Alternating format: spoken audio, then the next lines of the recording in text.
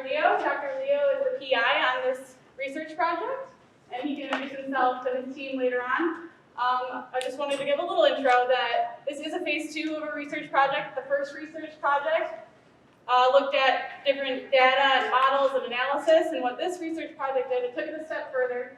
It continued analysis, continued little things that Dr. Leo is going to talk about today, but then it developed a tool that we can use to help us when it comes to setting seasonal load restrictions as well as pavement analysis. There was a research advisory panel. We have a few members of the team here today. Dick Endress, here, you were also on phase 1 of the research project, is that correct? If you have any questions on that, they can help you out with that. Rick Tyre was on our maintenance representative on our team, as well as Dave Morse. And Scott Green was also on the research advisory panel. And then Andre Culver, who just walked in, is our research program lead. Guru, there you go. Welcome, Andre. Do you want to introduce everybody? Yeah, I think it'd be great to do some introductions because we have a mix of maintenance and soils here today. So I have a lot of unfamiliar faces. So again, I'm Melissa Longworth in Maintenance Services, and we'll start with Mike. Mike Ecker, manager of pavement management section in construction field services. Our area handles structural response to construction analysis for requests to go from restricted status to all-season status. Scott Green, I manage utility coordination permits and agreements section, and we coordinate all the input from all the regions and soils folks and everything for when we put on our spring weight restrictions. Hi, I'm Julie Thomas. I'm the supervisor of the transport. Honor Culver, Research Administration. Jason DeGrand, Superior Regional Operations Engineer. As well as soils engineer. Charlie Ike, Maintenance Coordinator, the Superior Region. Rick Tyre, Maintenance Superintendent, North Region. James Ross, Road Operations Engineer, and Maintenance Field Services. Matt Pratt, Transportation Maintenance Coordinator at Tismo. Jim Dale at Puente, Grand Region Soils Engineer. Joel Tishner with Geotech statewide. Dick Endress, Geotechnical Services, and the one that gets the questions from the legislature about every 10 years about what's different about Michigan soils. Karen Samaro, pavement engineer from Southwest Region, and representing the soils and materials engineer. Brandon Wegener, North Region Soils Engineer. Don Hicks, Maintenance Coordinator for Lansing Transportation Service Center. Dave Morse, University Region Maintenance Superintendent. Paul Shafter, Construction Field Services, Pavement Evaluation Manager. Beth Enright, Soils Testing Lab, Geotechnical Services Section. Chris Johnchik, Geotechnical Service Section, statewide. Jamie Trudeau, Eric Boyce, Geotechnical Services statewide. And Mike Phillips, Bay Region Soils Engineer. Well, thank you. Thank you everyone for coming. I also want to mention a little housekeeping items. We are going to be recording today, and that is so that we can share this training later on with people who are interested. We did not set up a webinar or anything like that because we weren't sure how the audio would be, but the recording, if everything turns out okay, will be available later on that you can share. And then restrooms are out there, all the exit remarks, so all the housekeeping. Most of you have probably been to this facility before. So with that, Dr. Leo is going to do most of the presentation, the demonstration, teaching you about the tool, giving you a little bit of background about how we got to where we are. And then we're going to move into some use cases. So Scott Green is going to come up and he's going to run his seasonal load restriction meeting that he usually has with the representatives around the state. So we can see how we can use this tool during those conversations that they hold on a bi-weekly basis, right? Weekly basis. And then Dick can also talk about how he plans to use it in the soil when he gets all those calls from the legislature. So with that, I'll turn it over to Dr. Leo. Okay, thank you, Melissa. Actually, you did a great job. I planned to do like self-introductory thing in part of my presentation, but you got it down. Excellent. I tried to learn something about it from the audience about the background so that I can better adjust my presentation to meet your needs. And first thing I want to say is that please just call me Leo, not Dr. Leo. And you will find my ignorance soon, so I will be embarrassed, call Dr. Leo. So we are gathering here, trying to learn something about actually learn what we learned in the previous us 3 years, almost 3 years, for this MDOT project for developing and implementing a freeze-thaw model-based signal load restriction decision support tool. So I want to thank all of you for coming, because I know it's not easy, especially under this condition caused by that coronavirus. And for us, the Michigan Tech campus was closed down yesterday, so it's not easy to make it. And for this project, it's led by Melissa, and we have the research team of 4 TPI. So myself is the geotech guy, and we have another geotech and geology guy, Stanley Tom. And we also have Michael Bielmeyer. He's the software engineer, because this project features the development of a web-based app. That's something that's pretty easy to use. And we have a professional software engineer on board. And we have Ming Wong. So he is the statistician. So he's working on statistics part. And I also want to thank many others, especially the research panel. So Melissa just introduced, this is the panel, and I will not go through the names. And here we have a lot of supporters, because we got data and some other help from different sources. And for some of them, we established very good collaborations. For some of them, just stole the data from them. But no matter which way we go, I want to say thank you here. And then we also have 3 students helpers. So they did great research. One is undergraduate John, and Kate and Anna. So Anna is here. So she's bringing this session for us. And for the presentation, so there will be 4 parts. So first, I will try to offer some background knowledge. Possibly most of you know the practice better than I do, but here I still want to share something in common, so we can talk about things, use the same language. Then I will go through the models. So that's one of the key things. So it's easy to learn how to use the app, but it will take more time to understand how the app is working on the back end. So that's kind of we don't want to just use it as a black box. And after the models, so we also will be talking about 2 new things. That's one is about data, the other one is the app. So that's kind of unique to this project. And the last part is about the applications, and we will see how we use the tool for different applications. So I estimate that this will take possibly 1.5 hours to 2 hours, even more, depending on whether you guys have any questions. So we can divide it into 2 sessions. So we can take like 5 minutes, 10 minutes break after session part 2. And also, please feel free to stop me. So when I'm talking, I'm okay with that. So let's first take a look at background. And for this part, so we will first take a look at the problem that we are aiming at. And then for the problem, we will see what the other people are dealing with this problem. That's the state of practice. And then we will move from the existing practice to what we did for this project. What is new? What are the exciting things that we got in this project? And first, to take a look at the problem. Actually, so the big picture is that we are interested in the behavior of pavement under free-thaw actions. And that will lead many issues. One typical one is the thaw weakening. So it happens like this. So in early spring, we have cold temperatures in the air. That's the frost. So the frost can get into the ground, and then we will have freezing occurring from the top of the pavement moving downward. So we imagine that this is now a frozen layer. And we have freezing depth here. That's what's called FD short. So FD, freezing depth, is distance from the bottom of the pavement to the freezing front.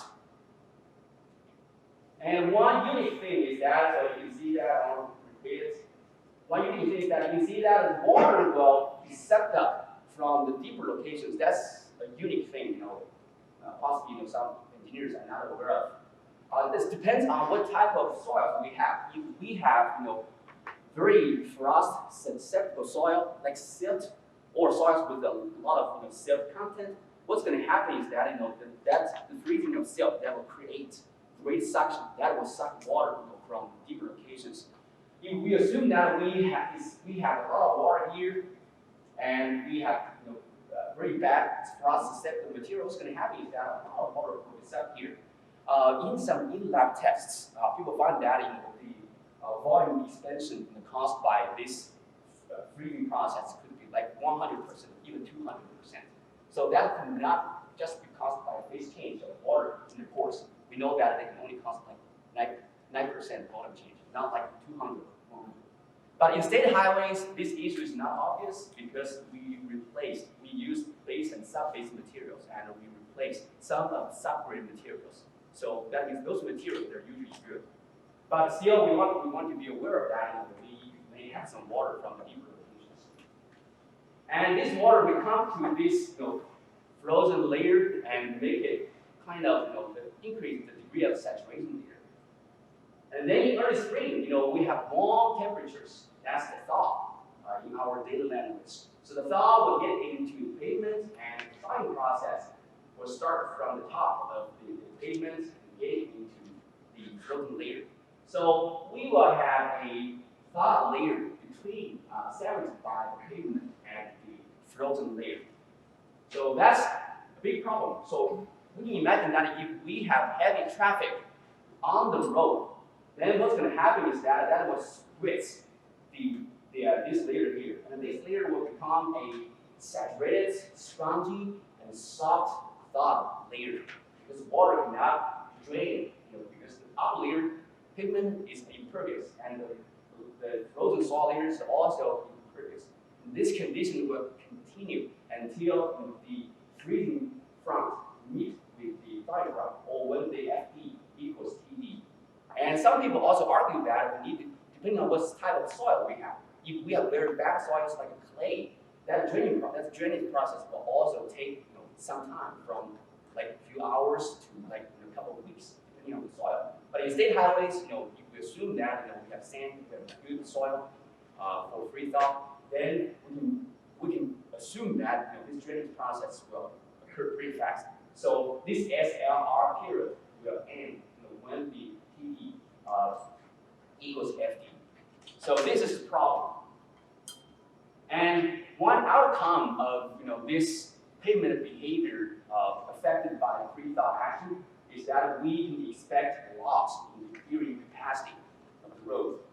So this is some statistics from existing studies. So some people say that we can expect 50% loss in carrying capacity for normal roads, and 70% loss in gravel roads without adequate base support, and we expect even more loss in like secondary roads. So because of this significant loss in carrying capacity of roads, we need to do something. And one common countermeasure that we can do is that we place a spring load restriction. Some people also call it seasonal load restriction. Maybe there's a minor difference between them. And here we will call it SLR in short. So we play a spring load restriction SLR over a certain period of time. Within that time, usually we do something, for example, reduce the maximum axle load. And if we take a look at the process again, with an emphasis in the freezing and thawing depths, so we will see that in early spring, so we have an increase in freezing depths due to the cold temperatures in the air. And then, that's in winter. Then in early spring, we will have the thawing process start. So when the thawing depth, TD, reaches specific depth here, what's going to happen is that the pavement, the loss in the carrying capacity of pavement will be considerable. And it's hard to tell what will be the exact threshold thawing depth. Some people say that could be like 8 to 12 inches, and some people say that that could just be 0. And in our app, we use 4 inches. And then if the thawing process continues, what happens is that TD, the thought index, will increase, and the FD, freak index, will start decreasing. And these two curves will eventually converge at some time points. And that's the point that we should remove or lift the SLR. So we also divide SLR on and SLR off. We have two time points here. And between them, this is the time axis, we have the SLR period. And this, for the SLR, one tricky thing is that, we need to reach a balance between business as usual and protecting the road. So there are two things on two ends of the consideration. That is, if we place the SLR over a unnecessarily long time, then what is needed, then what's going to happen is that will block the traffic, that will impact traffic, and it will hurt the local economy.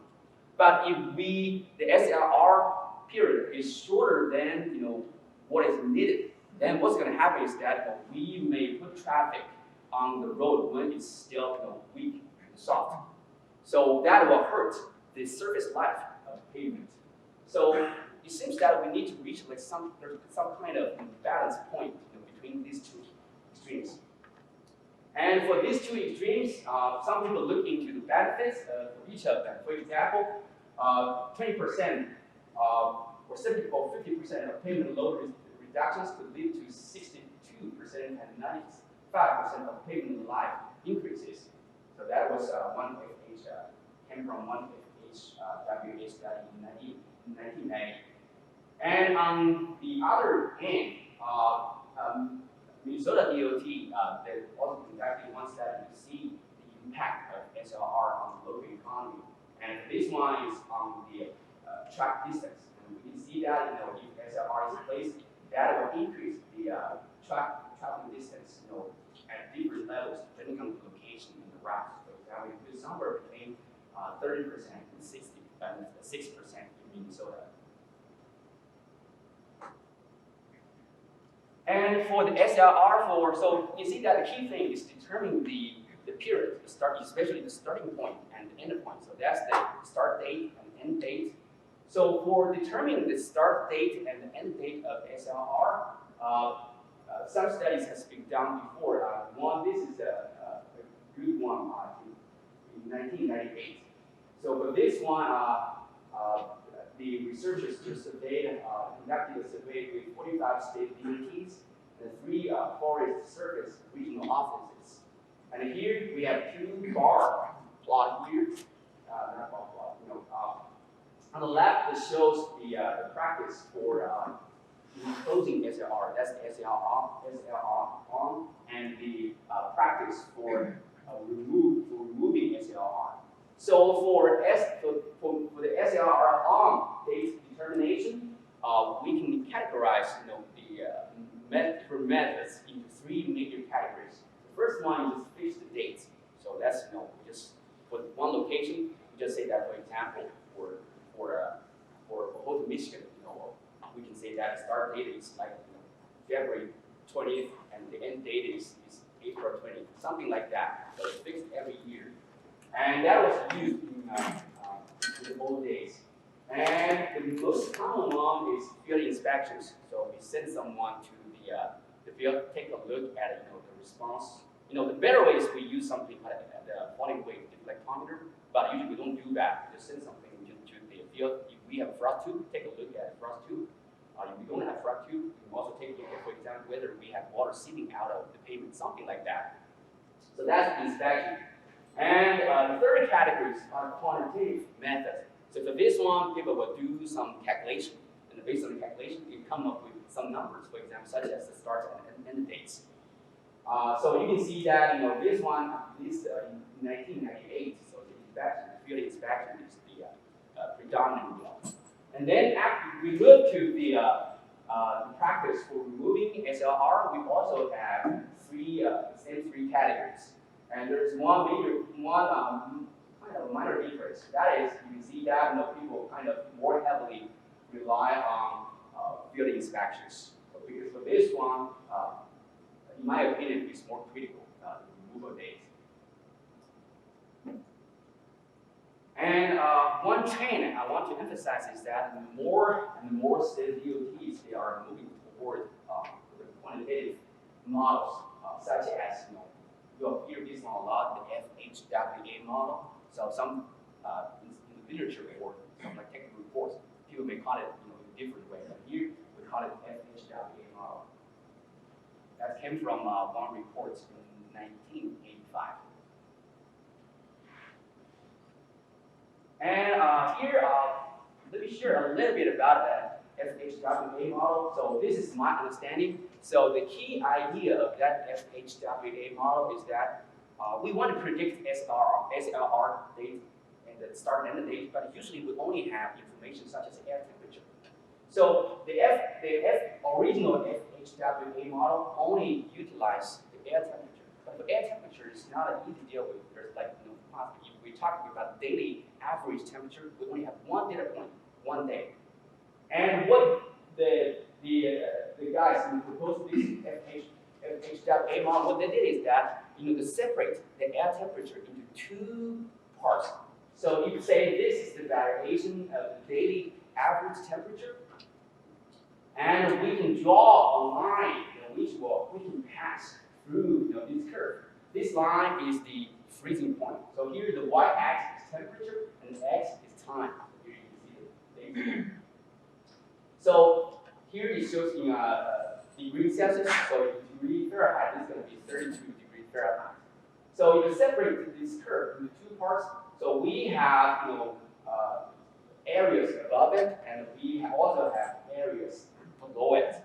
So we can view the areas above it as the amount of thawing, because that's the temperature above the freezing temperature above water, and below it, that's the amount of freezing. So we just calculated the accumulated area above and below air temperature.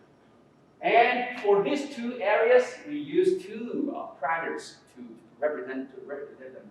One is the freezing index, so we'll also use this one a lot. We'll just call it Fi. Some researchers also call it the cumulative freezing index, so CFI, but they're the same thing. So for simplicity, because here we just call it Fi to represent this area above, the total area above this freezing temperature. And for the area below it, the total amount of freezing, we call it thawing index, Ti. And with Fi and Ti, then we can do the SLR. We can predict the SLR dates. So for the calculation of the Fi and Ti in the original report, the Fi is just the total area above it, but the Ti is a little bit different. For Ti, they look into different possibilities. They can use different reference temperatures, not necessarily 32 degrees Fahrenheit. And after a few tests, they found that 29 degrees Fahrenheit kind of give out the highest correlation, give out the best the estimations. So most people adopted this one when calculating Ti. But some state DOTs, they also come up with their own method for calculating this reference temperature, so they can better consider their own geology and conditions. Then the way to calculate the SLR dates based on Fi and Ti, they're here. So for the SLR on rotate placement, this is a typical criterion. This is thick pavement. That means 2 inches paved asphalt and 6 plus inches base materials. And for this one, they also suggested 2 different levels of must level and a should level. But here we go with this one, the should level, to be on the safe side. And for the should level, we should place the SLR when the Ti thawing index reaches 25 Fahrenheit dates. So here you can see that is an area. So that means area is like the product of 2 things. One is temperature, the other one is time. So that's how we get the area on the time axis below it. The distribution of temperature on the time axis. And for the SLR removal, the researchers suggested 2 different criteria, but it seems that most people like this one. So to determine the date to remove SLR, usually it will compare TI and FI. So if TI reaches like 30% of FI, or 0.3 times FI, then we say that, oh, now is the time to remove the SLR. So this is how you determine the SLR based on FI and TI, and eventually we know that and we kind of playing with the air temperature. And in addition to the original FHWA model, we have a lot of variations of it. That's actually, if you talk to the other state DOTs, they may use their own methods. But those methods actually boil down to the original FHWA model. They just made some modifications. For example, MinDOT has done a lot of work on this. Very good work. So we take a look at their methods. There are a few very good points. So the first thing is that they improve the calculation of FI and the TI for two main purposes. One purpose is that they believe that the solar irradiation need to be considered. They need to be considered. That's because in the original FHWA model, we only consider air temperature. That's not enough. So if we take into consideration the solar irradiation, that should be able to improve the prediction of SLR days, from some perspective. And they did. And another reason, for calculating the FITI in different way, that they want to kill or suppress those micro freeze-thaw cycles, especially at the beginning of the winter, because at the beginning of winter, the temperature will go below freezing point and get it above, and do that multiple times.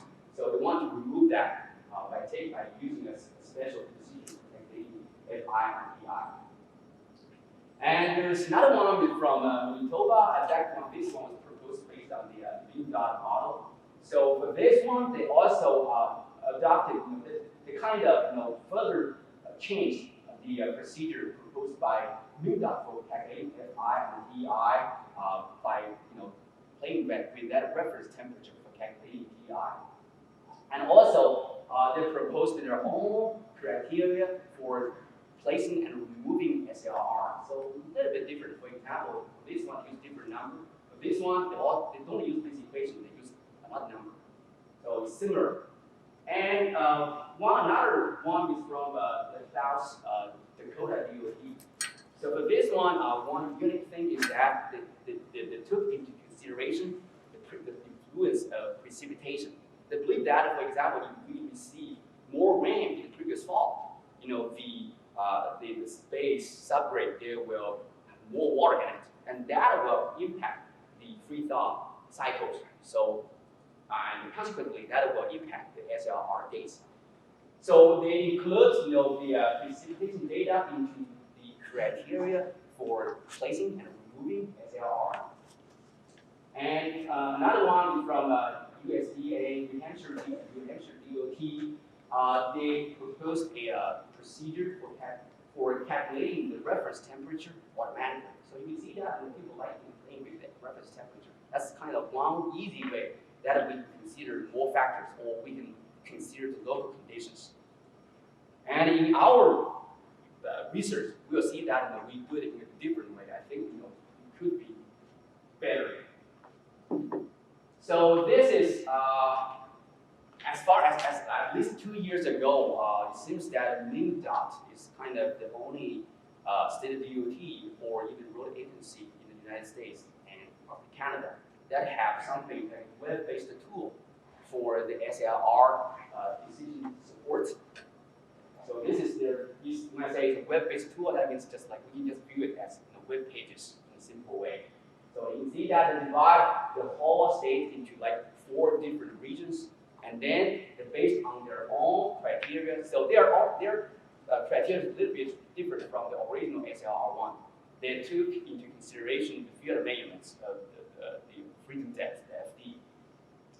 And based on their criteria, they can set up the SLR on and off dates for different regions.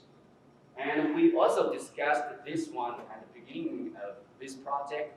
Then we concluded that maybe it's not a good idea to do it that way. So if we do it that way, we need to figure out how we would divide the state into different regions. and we can have a fun over that. So we create the idea. So we try to do it in a better way. We try to move to zip code and counties, so we can do more accurate predictions, more site-specific predictions. And I actually talked to my another PI, my colleague Stan Baton. I said that Stan, you're good at communication. Could you talk with MDOT to see what they really want for this project? Then Stan talked with Dick, and after the conversation, Stan kept talking to me. Oh, what they really want is this tool. So just do something for MDOT, they will be happy. So after conversation, actually we try to put together an app first. So we want to make sure we will have something that's functional, something that's easy to use for engineers, not something like spreadsheets or some fancy equations. That's not something for practice. So that's the idea. That's why we go with that web-based app thing. And then for the SLR practice in Michigan, so actually we have it in our legislation. So here's the copy here from prerequisite. So the maximum axle load allowable on concrete pavements or pavements with a concrete base is reduced by 25% from the maximum axle load. And the maximum axle loads allowable on all other types of roads are reduced by 35% from the maximum. So that's the options. And for MDOTs, so I got this from Scott. I appreciate this very detailed description. I got it 2 days ago. And actually, I thought I know, how MDOT makes the decision. But after I read the detailed description, it's great to see, something like this. So the decision was made the following Monday. That, impressed me. Oh, that's very detailed. So for this one, did everybody know this? So I'll try to read it through it.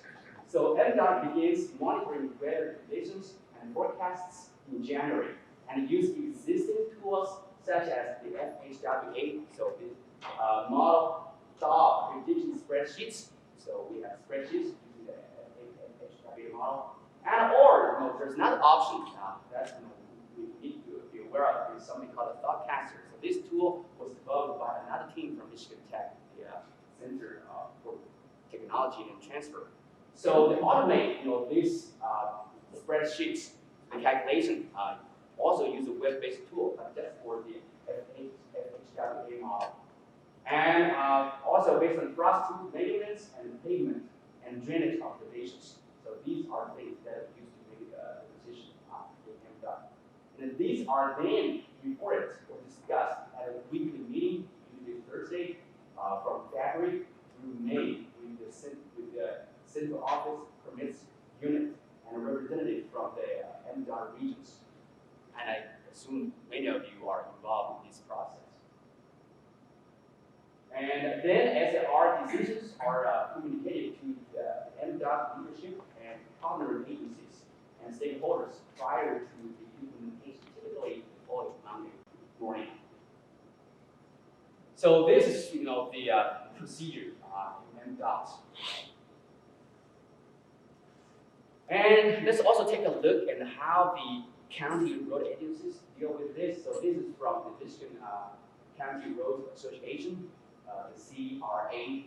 So usually for county roads, the road commissions employ licensed professional engineers to make these decisions and also consult neighboring road agencies. So I also talked to some county engineers. That's in the Upper Peninsula area. Seems that either you go to field, take a look at the roads, take a look at frost tube readings, or they will use their own spreadsheets for the FHWA model. And this one shows a plot generated by the ThoughtCaster. The ThoughtCaster, again, is the automatic implementation of the FHWA model using a web-based app. So you can go to their web page, but I don't think it's available to the public. So you go to their web page, you can get access, you log in, and you can just type in your county. They provide one way to put prediction that you can type in the county, and they will give you the prediction for your county. So it's site-specific predictions. And then this is the major result. So you can see the variation of FI, freezing index, and thawing index. And they also show 0.3 of design index. And when the TI reaches 0.3 of FI, I say that's the time we need to remove the SRR. Actually, Dick just showed me something before the start of this my presentation. So it seems that they also released some new functions for predicting and visualizing the freezing and flying index. So that's also cool. They're proposing that. Okay. Oh, they're proposing? Yeah. Okay, but no, we already got it down. So. And now we finished what the other people are dealing with, this free thought and SRR thing. Now let's take a look at, our project as OR16-009. And for this one, this is the tasks that we planned. So first, this first task very normal.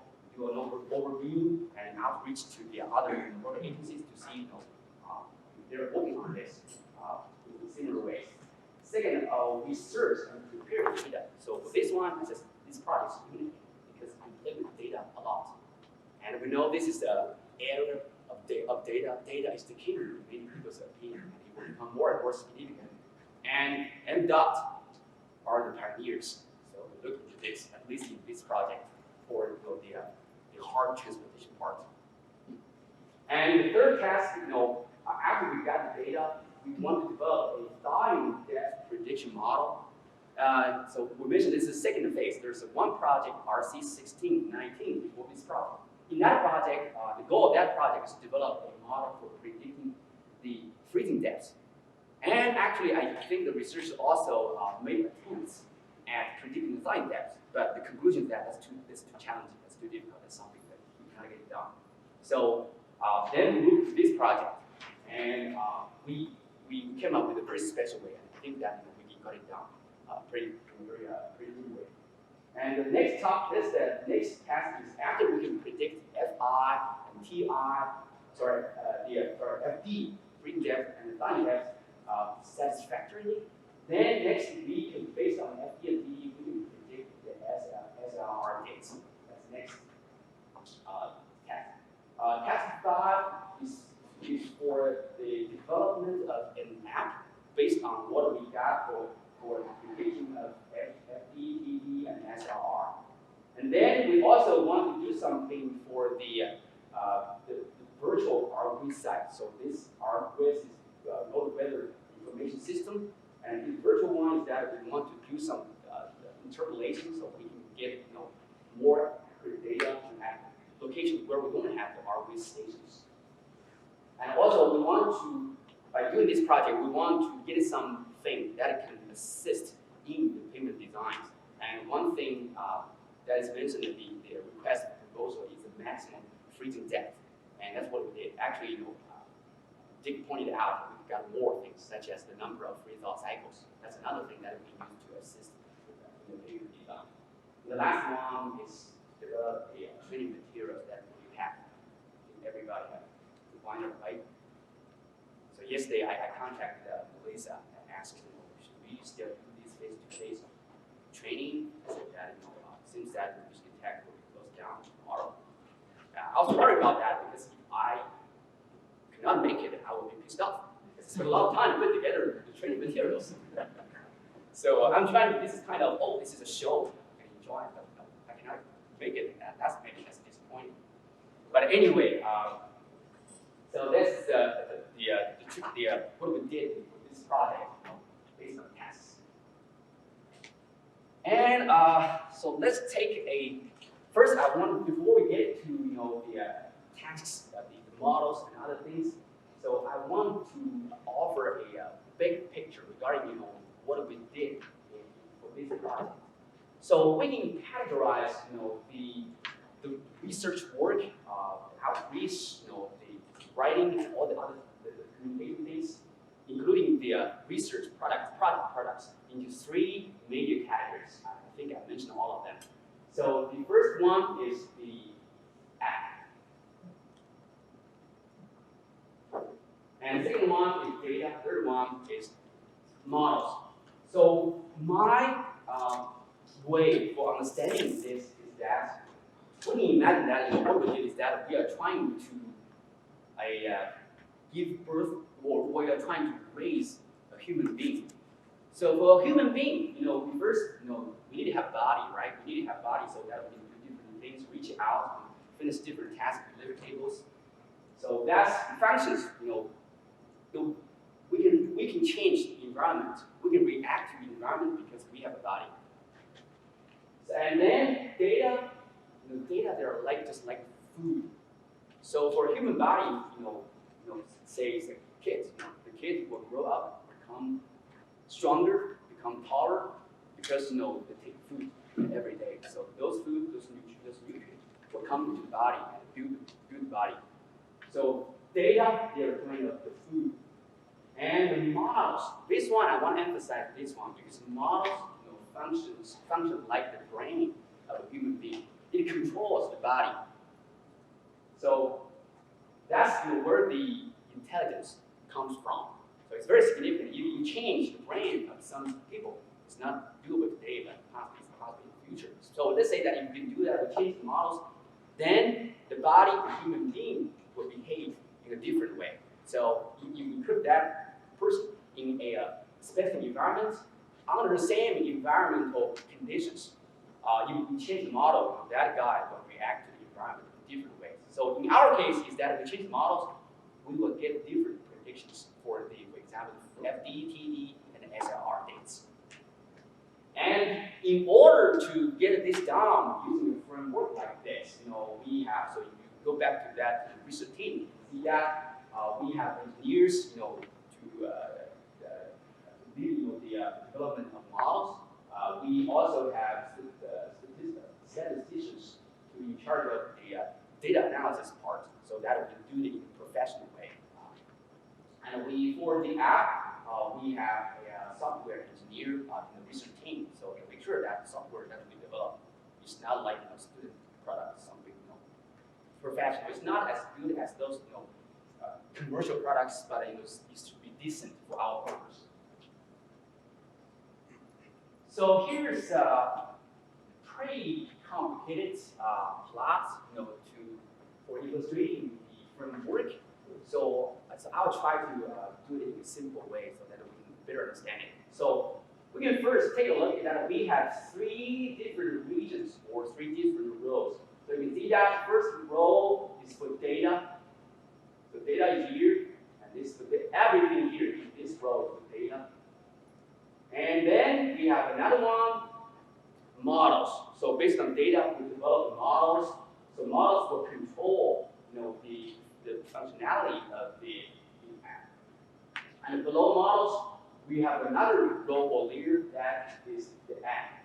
So for app, we have different things called different services. That's, if you take a look at the app, we'll see different web pages. So we call it services. There are 5 of them. So for data, you will see that we have multiple data sources, but we don't utilize all of them for our predictions, but we collected many data. We have weather data, and we have data from a road weather information system, RWIS. We also have data from GIS, so for soils. You can see that we put pretty gray box here. That means we did not use it. We tried to use it. We were very ambitious at the very beginning. Then we found out, well, it's not doable. So, and also we have recently, we also include the field measurements. So we took, the frost tube measurement. Some engineers go to the field, they read the field measurements, and they type in the data in the system, and we were pulling the information and show in our app. So that's one way we can also use to confirm or validate our predictions. And then for the model parts, so you can see that it's a mess here, a lot of items, but let's view it this way. So first, let's take a look at the right side. So there are 2 boxes. The left box is for FHWA, and the right is for the MDOT 2019 model. So this will be in papers and in reports. Also you can see that there's few boxes in dark gray. So that means they are existing things. We did not do many original research on them. But for all the other things, all the color things, they are new. So you can see that the implementation of FHWA is just a very small portion of our project. So we put the major efforts at the other things. We also modified the FHWA so that we can do something that cannot be done before, such as the prediction of FD and TD. And for the MDOT 2019, it's kind of complicated. In order to generate the model, so we first need to get some information from this weather and algorithms. Especially we get the surface temperature and the soft surface temperature. And the surface temperature, let's just pick the surface temperature, can be used to calculate Fi and Ti. So we don't use the air temperature anymore. We use surface temperature, and I will show why we did it that way. And for subsurface temperature, we have sensors at different depths. So based on the measurements from those sensors, we can actually indirectly calculate the freezing and thawing depth in real time. So with FD, Fi, Ti, and FD, then we can come up with a model. So we can use Fi and Ti as input to predict FD and TD as the output. So this will become the FD and TD prediction model. And then in order to use this prediction model, to predict the grid conditions for the app, so we also need to get the surface temperature predictions or forecast. So for this one, we also proposed a model for that purpose. So we can predict the surface temperatures for at least 7 days. And then we use that as input, put in here, and we can do the SLR prediction. So that SLR prediction model, and this one used for the SLR forecast, and here this one for FD and TD forecast. And this information, they will move into different services. So this is how everything works here. But it's pretty a little bit complicated. I cannot explain everything very well in a short amount of time. So I'll repeat. So I'll try to show you this, especially MDOT 2019, using another plot.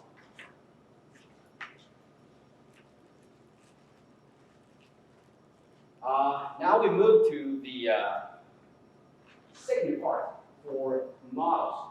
So for this one, so you can see that we want to emphasize the MDOT 2019 model. So you can see that we have different components: surface temperature prediction, FD, FTI, and FI calculation, FD and TI calculation, then FD, TD, and then FD prediction, and then SR prediction. So we will be talking about these things one by one to see what are the models or equations behind the app. So these were the things that we will cover. So before we move to the introduction to our MDOT 2019 model, let's take a look at the difference between FHWA model and the MDOT 2019 model. So for the FHWA model, as I explained, the procedure is like this. So we got air temperature, and then we use air temperature to separate it into two parts, calculate Fi and Ti. Then we propose some criteria based on the relationship between Fi, Ti, or some threshold values. We can determine the SLR dates. But for the MDOT 2019 model, actually we adopted a more complicated procedure, and for two major reasons. One reason is that if we do it this way, we find that we can more accurately predict FD, TD, and SLR, because we're trying to better utilize the correlation between things. For example, we jump from the air temperature to FI, TI, and SLR. There's big gaps between them.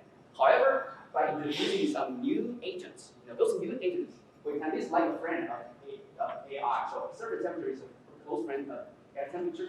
It's also a close friend of TI. And then in TI and SLR, we have FD and TD as the common part. So by introducing these new agents, we can get better predictions. And also by doing this, we can insert the data that we got in this project. We got a lot of new data sources. So we can plug them in by using these new agents. So in that way, we get more accurate predictions and more site-specific predictions. Not just like use one model, the whole state. Now we can do it for any location within Michigan. So this is the model. I want to show you again before we get into the M.dot 2019 model, because in the M.dot 2019, we moved from gas temperature, surface temperature, FITI, FTTD, and then finally to SRS. And when we move from FITI, move from FD and TD for SR predictions, we use this conceptual model. That's how we do it, as mentioned. So when the TD reaches 4 inches, we said that we need to place the SLR. And when the FE equals TD, then we say that's the time we need to remove the SLR. So that is the conceptual model. That's why I want to show you again. And this is actually the second row in that, framework. So I want to take a second look at it because one significant thing that's not easy to understand. So I want to spend more time on it. So actually, you see that I divided into 2 areas.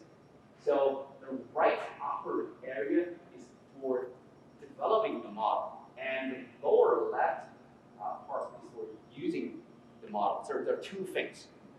And for the model development, so what we did is that we pull out data from the Argus station. So there are 2 things: surface temperature and subsurface temperature. Surface temperature, we want to use the detected FIDI separate into 2 parts, like what we did in the HWA model. But the surface temperature, we want to get the FD and TD measurements. And in previous studies, people cannot obtain very good models. One reason is that they could not get enough FD and TD measurements. But in our case, we do it in a smart way because we have a lot of data from our stations for subsurface temperatures. We can do it in this way, run some calculation, and then get FD and TD. So we can treat them, although they are calculated using equations, but we can treat them, they could be very close to the field measurements. We assume that the temperature measurements, they're good from the sensors. And then with these 2 input and output, we do the statistical analysis, or in a simple way, it's curve fitting. So we can get a curve, or in our case, actually not a curve, it's a surface, because it's 3D. I'll explain more later. So we get the model. And the thing that I want to emphasize is that for developing this model, actually, so when people, for example, you guys want to use the app, you will not do this part. So this part has been done. Our student team, so he looked into this and spent 2 years on this, trying to figure out how to do predictions. So we looked into all the available data from beginning of 2017 to 2019. So we looked into all available data for different RV stations. We select those stations with good data and created models for each station that has good data. And then we implemented the data in the app. So that's kind of now the brain. Maybe in future years, we will come, when we get more data, we will come back. We will try to rebuild the model so that we can get more accurate predictions. So this is not a one-time thing. We continue to improve this.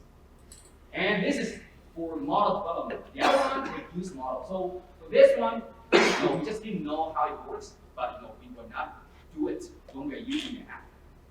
So this part is for using the model. So for this one, what happened is that now we know how to do prediction, but we still want to do some forecast. For example, we want to see what's happening to the FD and TD or SLR in the next 7 days. So what we can do is that we put in the weather forecast, the air temperature forecast, and then we use a surface temperature prediction model, and we can predict the surface temperature, and then we put it into this prediction, FD and TD prediction model. We can get FDD, and eventually we can get the SLR predictions, or in this case, actually just forecast. And first, let's take a look at how we calculated the freezing and thawing depth based on the subsurface temperatures.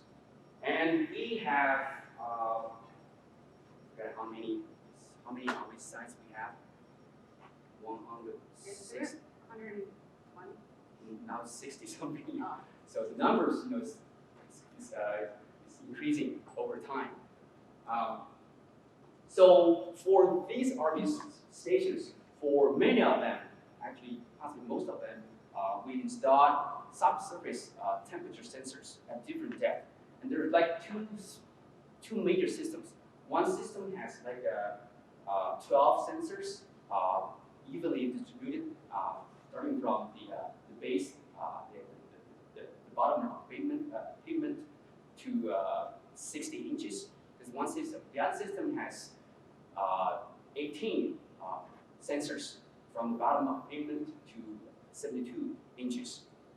And so we can get the temperatures at different depths. So the way that we calculate, the freezing and thawing depth based on the temperature distribution that we got from the temperature sensor is like this. So we can imagine that we say at the very beginning, let's say that we have one constant temperature in below the pavement. So here, just make one simple assumption. Then if we have cold temperature in winter, what will be happening is that the upper part, the parts that the soil, subsurface materials close to the pavement, temperature will drop first.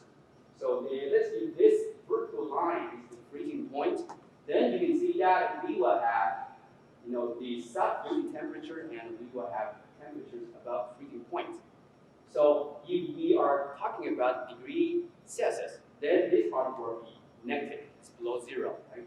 If this part is positive. So if we move from the pavement downward, we will first see negative values of temperatures.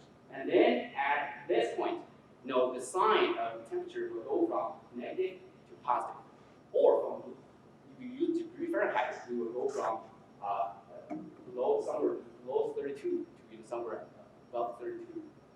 And then in early spring, when we have the thawing process, so the upper part, the temperature of the upper part, will increase. So we'll get above freezing point. So in this case, if we move downward, we will see two locations, where the sign of the temperature will change. So here we will first see a change from positive sign to negative sign in temperatures using degrees Celsius, and that's the thawing. That's the thawing front. So distance from here to here, that's the thawing depth. And then we keep going, you will see another one that's from negative. Again, that's what we showed. That's from negative to positive. So this is the freezing front. This distance is the freezing depth. So we can, in a very straightforward way, we can get freezing and thawing depths as long as we know certain temperature distributions. Yes. When you look at all this sensor data, did you see it also thawing from the bottom up in the springtime, or most of this from the top down? Mostly from the top down. Actually, I did not look into all the sites, look into some of them, but I think in all the cases that I observed, mostly all of this happened. Okay, so you didn't see much thawing from the bottom up? No. So if there's one thing is that if you assume that the air temperature will stay as a constant, for example, it's possible that because if we go deeper, we know that the temperature will increase due to the geothermal gradient. So it's possible that the energy, the thaw will come from deeper locations very, very slowly. But that's I assume that that's very slow compared to the heat transfer occurring on top. The data is there, look at it, so, in the Arwood station. Yeah, maybe if we search all the sites, maybe we can observe something like that. But I did not see anything like that. At least in the cases that we do. But that's a good question. Then second, so let's take a look at the FD and TD prediction. So I mentioned when we were talking about one previous slide, we said that in the previous MDOT project, one major conclusion is that we got one model predicting FD freezing depth, but for TD, it's too challenging. So then we look into that. First, we'll take a look at data. So why is it difficult to predict the the thawing depths. So we take a look at this one. Oh, this is actually not thawing, this is even freezing. That's the simpler one. So even for FD, we can expect something like this. So even somebody say, hey, I can predict FD using a function. So it's gonna be like a curve, but it's a smooth curve. But you can see that in the real layer data is not smooth at all. So you can see a different something size like this. So even you can use function trying your best to predict it, you will still not get very good predictions because that's not real data. It's just like maybe real data has a shape, but it will not be smooth. And we thought about it, and then eventually we found out, nobody got very good predictions. The reason is that the real data is not a curve on a 2D space. It's not like a curve on one piece of paper. It's a curve in 3D space. So it's moved around in 3D space. And so this is what it looks like. So this is the data from one side. So the dots, the blue dots, it shows the movement of the curve. And in 2D, we have two axes. So FD is what we want to predict. So it's the y-axis. And the x that we use for the prediction of the input is the 3D index. We thought this is not good enough. We need to possibly go from 2D to 3D. And then we agreed that FD, the thawing, the freezing depth, will also be affected by the thaw. Because the thaw from top temperature, they can reduce the freezing depth. So that's kind of common sense. Though we don't know, to what extent, that will happen. So we take a look, we add one more x, so now we can create a 3D space. So if we plot this curve in the 3D place, you can see FD will change with FI is here, so this is small number, big number, and this is the TIX. So you can see that is very interesting. We found that for one side, there's not one curve anymore, there's one plane. And when we have different weather conditions, so the FD will just move with the changes of FI and TI. But whenever which path it will take, it will always move on this surface. So you can see that the surface looks like this. This is for FD. So let's say that if we only have the change in FI, there's like one perfect freezing cycle. There's no thawing occurring in that space. In that case, the TI will not change. We only have a change in FI. So in that case, what's going to happen is that, for example, if there's no TI, then we go from this plane, and then the curve start from here, then will follow this line, keep going, and it is smooth, perfect. So people want that. In a few studies, people got pretty good predictions, possibly got something like that, a very clean freezing cycle. There's not too much thought in that process. But if we take a look at the data that we have in Michigan, terrible. So I'm not saying that Michigan is not terrible, the data are terrible. So what happened is that, so we start from here. So you can see this one, we go up as FD increases. Then at some point, we got some few warm days. So the TI will increase. The TI increase because the surface inclining this way. So we will go, so at the beginning we go uphill, then we will go downhill. Then we will go, then the thawing period stops. So we will have more freezing. So they will have increase in freezing index. And then we will go uphill again. Then downhill, uphill, downhill, uphill. So if we project this curve, 3D curve, to a 2D surface, this is, you can see that this FR, this TD, this is exactly what we did here. And we will see something like this. Go uphill, downhill, something like that. So I also point out the number 1, 2, 3, 4, 5, 6. So you can see the comparison between these two. So, oh, that's interesting. Interesting. Now, it's okay. That life is not perfect. But we can deal with it. No problem. We are engineers. We can make it. And so we can also project this on another surface. That's the FDTI surface. So if we do this the same curve, if we do it that way, we will see something like this. And if somebody say that I want to propose a model to predict the FD based on TR, you will see that that's not doable. This does not look at mathematical function at all. So that's what happens when people are trying to predict predict TD with FI or TI. Also, the curves looks really bad, so it's not doable. But if we go from 2D to 3D, now we find that now everything is crystal clear. It seems that now we can overcome that's insurmountable situations. So this is projection. And again, this is the TI and this FD. So this is what it looks like. And when we say 3D model, that means we have three things: X, Y, and Z. And Z is the parameter that we want to predict. And in our applications, they are three: FD and TD. So FD and TD, they are output of the models. We have FR and TI. So for the predictions of both FD and TD, we use two different 3D models. For for the FD prediction, FD is the output, FI and TI is the input.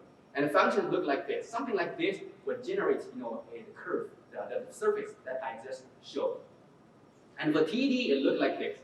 Actually, I will show that the surface is different. So for the FD, the surface concave downward, but the TD is concave upward. So we got these functions based on first based on the physics. Second, we also do some statistical analysis to see what take a look at the measurements, take a look at what it looks like. It seems that this should be the function that we use. And we also have A, B, C, D, E, G, F, H. So these are the fitting constants. So we have one set of fitting constants. That means we get one model. So what we did is that we take a look at one side, RV side. We take a look at data. If the data are good enough, we would develop models for it. And when we say we develop a model for it, we have one set of A, B, C, D, E, G, F, H values.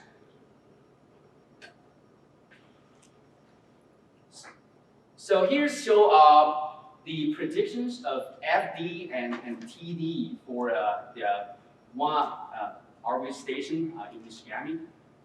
So this for FD, you can see that again, the surface concave downward, and this for 1 year it moves along this path. For another year it may move in another different way because we will have different freeze-thaw cycles. But they should be on the surface. As long as we know the surface and we know the way that the FI and TI changes, that's controlled by the air temperature. So we know the direction, then we can determine the magnitude, the value of FD using this surface. And for TD is concave upward, concave up. So it look like this. But TD, you can see that for FD usually the data is pretty clean. You have a lot of data. For TD is challenging. It's very challenging because when the thaw get out of the pavement, we have only a few points. But for this one, we say only a few points, so we cannot get a continuous path for it. But you can see that most points will still fall on this surface. That's for TD prediction. This is for another side in Harvard. So this is for FD. You can see that similar. And for TD, most points also fall on this 3D surface. And if you want to take a look at the comparison of our prediction and the measurement. So we said that for this specific path, so these dots are the major data, and this curve shows that what's the corresponding curve in the surface. So you can see that they are pretty close, and this is for the TD. But of course, here I show good data. So if you can take a look at the map, you'll see a lot of bad data. So, but overall, I would say that compared with the existing studies, this is already a huge step forward. So it's not possible to do anything like this in previously. But now we can do it, and we can even get satisfactory data for the majority of the sites, as long as we can have good RVS data. And we also compared our results with some results obtained from the phase 1 project. So in the phase 1 project, as I mentioned, the effort was made for predicting TD, but it's concluded that that's too difficult to do, and this is the result. So this one is the measurement. So this is the measurement, X is the X measurement, and Y is the prediction. So if something is right on this curve, that means perfect. So the measurement equals prediction. But if it's off this line, that means there's a big error. And you can see that in the previous project, this is how the conclusion was drawn, why it's not equal to do it. But here, if we use the new model now, we can get predictions. They are still off the line. It's not perfect, but for engineering purpose, this is already very encouraging. And so again, this is the 3D model. A few more things. So we got a 3D model first. Then we tried it on a few sites. But then when we are trying to apply the 3D models in the app, we encountered a lot of issues. We found that for many sites, we got unrealistic predictions. Very bad. We just apply the things directly. Then we looked into it. We found that in order to improve performance, one thing that we can do is that we can add some new constraints in that data statistical analysis process. So we add a few constraints. So one typical one is that we assume that for every freezing process, we need to determine when would be the starting point of that freezing cycle or that thawing cycle. And we assume that should start from the top of the pavement surface, because this model is proposed by the physics, and for physics, for that process, we need to calculate everything starting from when the thawing starts from the top of the pavement. So we assume that a pavement can be equivalent to 25 centimeters of soil, from the perspective of heat transfer. And we did it in that way, and it seems that for both sides, they can give us satisfactory predictions. So this is one of the constraints that we put into the statistical analysis. And here I use the word constraint optimization because the statistical analysis is, we want to find the curve that can be the closest one to our metadata. So that's kind of the optimization process. We go from some starting point, it could be very bad, then get closer and closer to the optimal curve. So that's optimization, and we adopt something like this and do the statistical analysis. So here I'm not getting into detail, and eventually we can get pretty good applications for the majority of the sites that we tested. So here this shows the so you can see the pink and green dots. They are the names, and this blue and black, they are predicted. So one is for FD, the other one for PD. You can see that measurements, prediction, measurements, prediction. So they are pretty close. And here you can see that for FD, it increases first, then it has sometime in winter, and then you go to spring. We have the freezing depth increase, FD increase. And at some point, these two curves will intersect. So this is the time. That means this is the time which we remove SLR. This is for another site, very similar results. And this is for the, we said that another thing that we did is that in order to predict, because we jump from air temperature, we don't, in MDOT 2019, we don't use the air temperature anymore. We use it, but we don't use it for calculating FITI. We want to move from air temperature to pavement temperature first, because the correlation between them is higher. They are kind of very good friends. So you jump, it's better to, it's just like you want to talk to somebody, sometimes it does not work well. You just go to say hello again directly.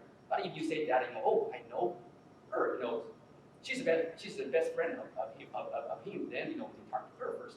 And it's better to start a conversation that way. That's what we did. So for the prediction of the surface temperature, pavement surface temperature based on air temperature, we tried different ways, and only one way worked out.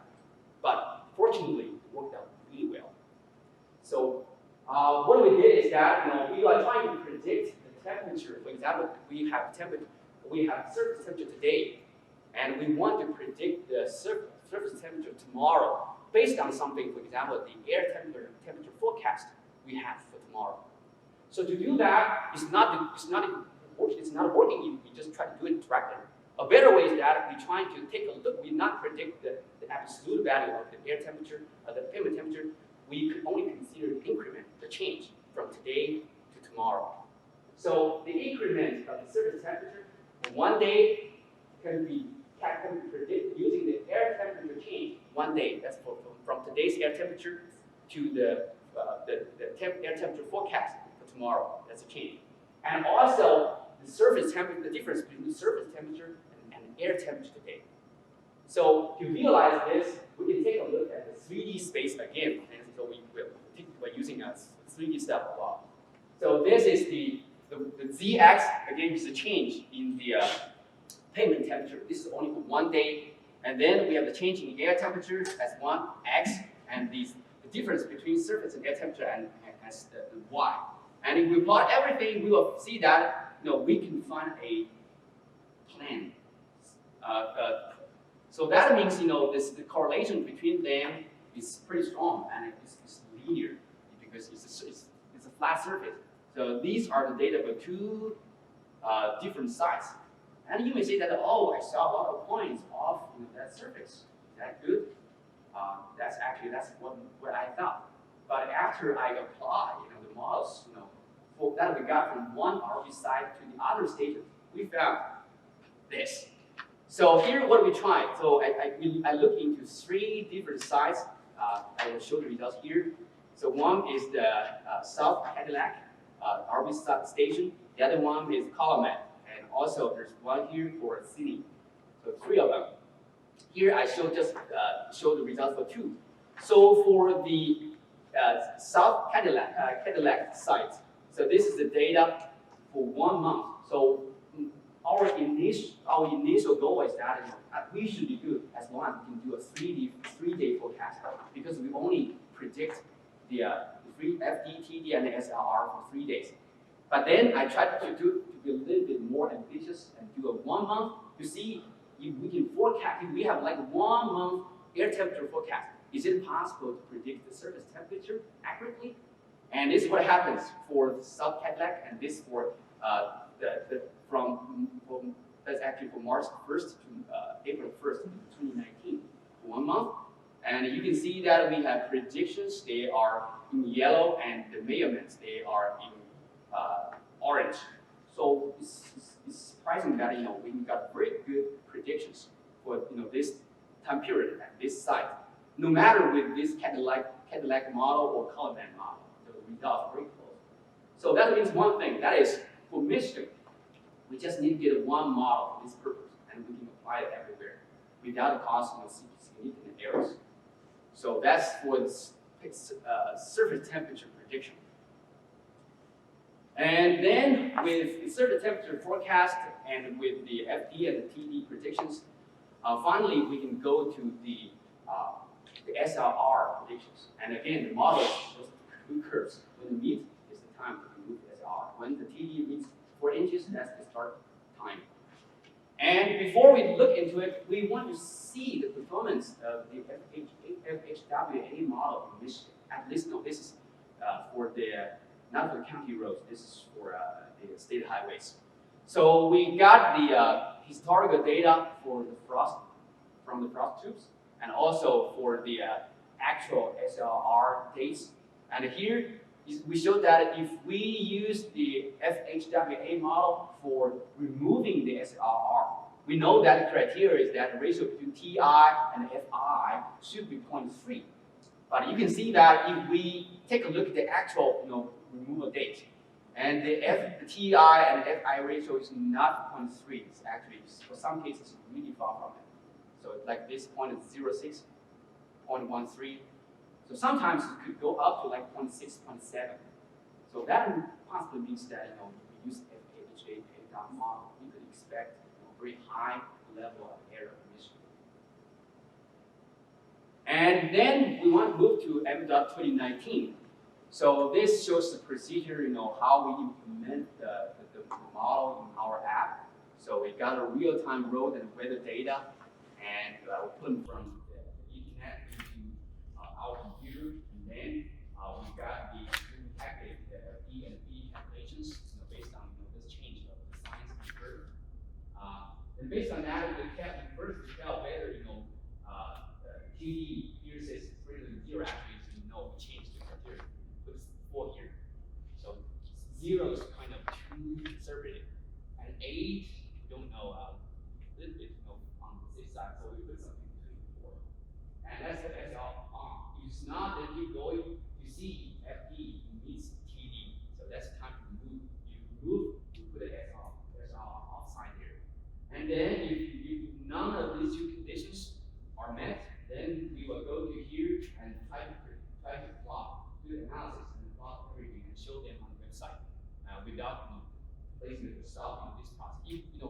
the free-thought period stopped, we need to treat the data. So for example, we need to zero out in something. So if that's not happening, so we continue this process. And here shows the comparison of the predicted and actual SLR dates that we obtained using 2019. So here is the predicted dates, SLR on and SLR off. So you take a look at SLR off, this is the actual dates, so you can see difference. So we did not modify any data, that's what we got. So you see that it seems that for many of them, we still get, error like 10 days, but for many of them, they're pretty close. You just take a look at the dates. So even something like this,